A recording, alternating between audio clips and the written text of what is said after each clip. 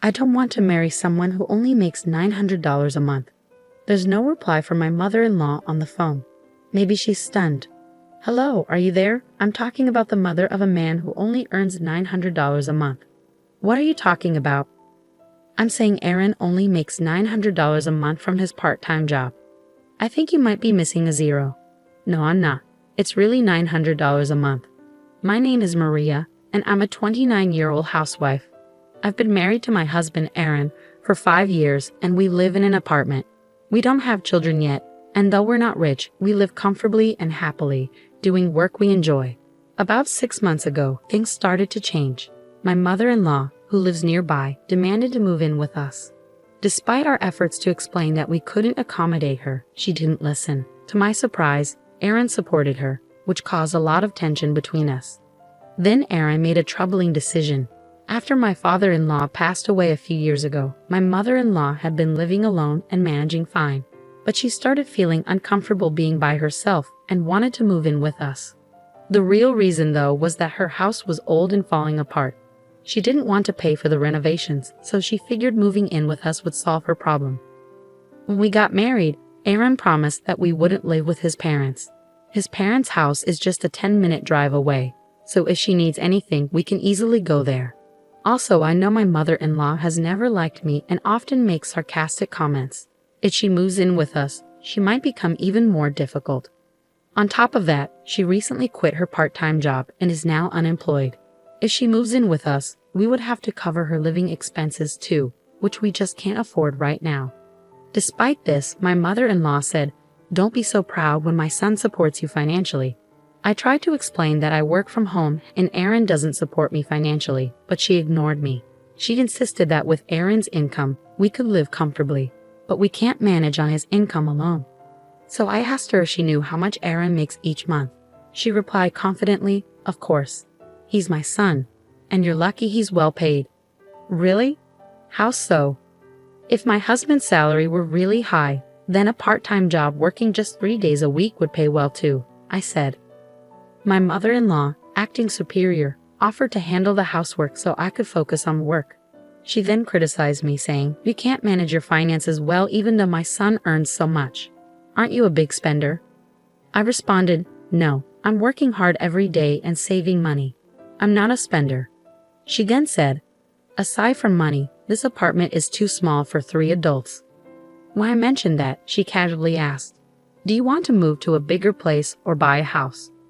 Aaron, influenced by his mother, started to change his mind. I wondered if he couldn't stand up to her or if he actually wanted to live with her. He began to complain, telling me not to be so stubborn about his mother. He even said something that made me question his true feelings. "It's more enjoyable to live with my mother, isn't it?" Aaron asked. "What are you talking about?"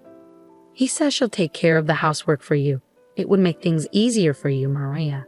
Aaron seemed fully on board with the idea of moving in with his mother. I didn't know what to do. I tried to resist as much as I could, but out of frustration, Aaron took drastic action. While I was out for the day, he moved out of our apartment. When I came home that night and saw that his things were gone, I immediately called him. "Where are you? All your stuff is missing." "Yes, I moved out." "You moved out? Where did you go?" "I bought a house." "Bought a house? With what money?" Hello." It sounded like my mother-in-law was covering the phone. "Yes, that's right. My son and I will be living in the new house for a while. We might move in with you later if you change your mind. You probably can't even afford the rent there on your own. You better be sorry." "Okay, well, excuse me. Hello?" My mother-in-law kept making sarcastic comments, but I felt ridiculous and ended the call quickly. They bought a house? They must be lying. There's no way Aaron and my mother-in-law could afford a house with their finances. I don't know where they are, but they can do whatever they want. Honestly, I can live on my own without Aaron and manage financially. I was already paying the rent myself, so I'm not worried. I started seriously thinking about divorce. A few days later, I got a call from my brother. "Hey Maria, long time no talk. You know Aaron and his mother are at my house, right?" "What?" "My brother owns a house.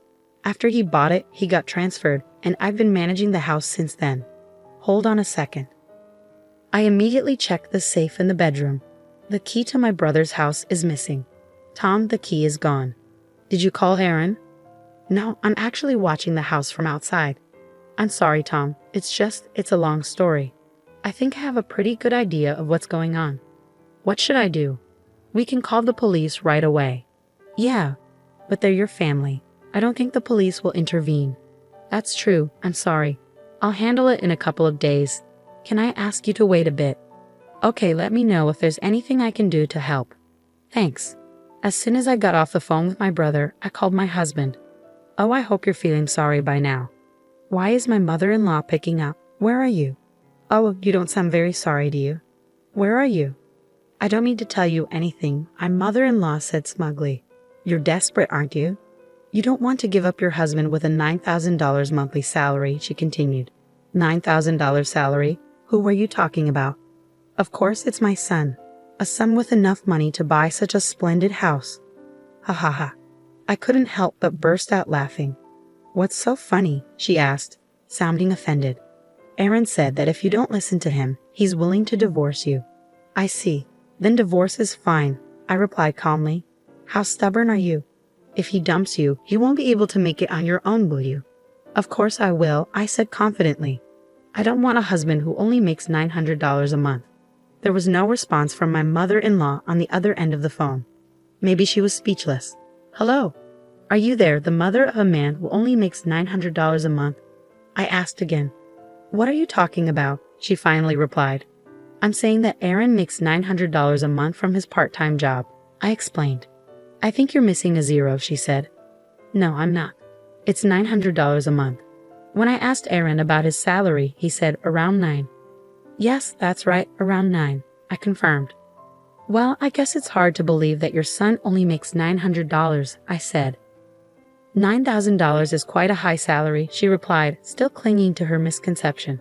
It was thanks to my salary that we could pay all our expenses. By the way, my salary is around $500. You mean $5,000, according to how you're thinking. I'm not being supported by him. My husband quit his job a few years ago. Since then, he's only worked part-time 3 days a week. When I told my mother-in-law about this, she didn't react. I continued with my story. By the way, the house you're living in right now, the one you think my husband bought, it actually belongs to my brother. What? No, Aaron bought this house, she insisted. My brother bought the house, and I was in charge of it while his family lives in another area. He gave me the key, and Aaron took it without permission. What you and Aaron did is a criminal act, and I'm going to report it to the police. Wait a minute, my mother-in-law blurted out, clearly caught off guard. Okay, we'll leave, but please don't call the police. My mother-in-law hung up the phone, shouting. I'm sure she and Aaron are in a heated discussion now. When I went to check on my brother's house afterward, both Aaron and my mother-in-law were gone. They must have rushed back to her house in a panic. I immediately contacted my brother and apologized for the trouble my husband had caused. I still had one thing left to do, divorce my selfish husband. I signed the divorce papers and sent them to my in-laws' house. A short while later, my husband called me in a panic. You're kidding, right? I'm sorry, and I apologize about the house. So please reconsider, Aaron pleaded over the phone. I can't be married to a thief. Please enjoy living with your mother, whom you love so much. I can't stay with someone who doesn't respect me. Get a full-time job and good luck making $9,000 a month, I replied firmly. Aaron didn't sign the divorce papers right away, so I hired a lawyer. With legal help, the divorce was granted without much hassle. I was finally free from the impossible situation of dealing with my husband and mother-in-law trying to force me into living with them. My ex-husband and mother-in-law continued to live in their shabby house. Aaron tried to find a full-time job by going to the unemployment office, but because he had been working part-time for so long, it was difficult for him to find a company willing to hire him full-time. They are still living on his $900 income, and my mother-in-law had to start working part-time again. My mother-in-law now complains to him every day, and they fight constantly. I moved out of the apartment I had shared with Aaron and into a new place. I no longer have to support him financially, and now that I'm on my own, I can focus on my work from home even more than before. My income is steadily increasing, and once I save up enough money, I'm planning to buy a house for myself. Her husband just didn't understand his own situation, did he? If he had thought about it properly, he should have been grateful to his wife. Instead, because he didn't appreciate her, he ended up in this unfortunate situation. It's a good thing that Maria divorced him. Maria, enjoy your peaceful life from now on. Thank you for watching. Please subscribe to the channel if you enjoyed this video. See you in the next one.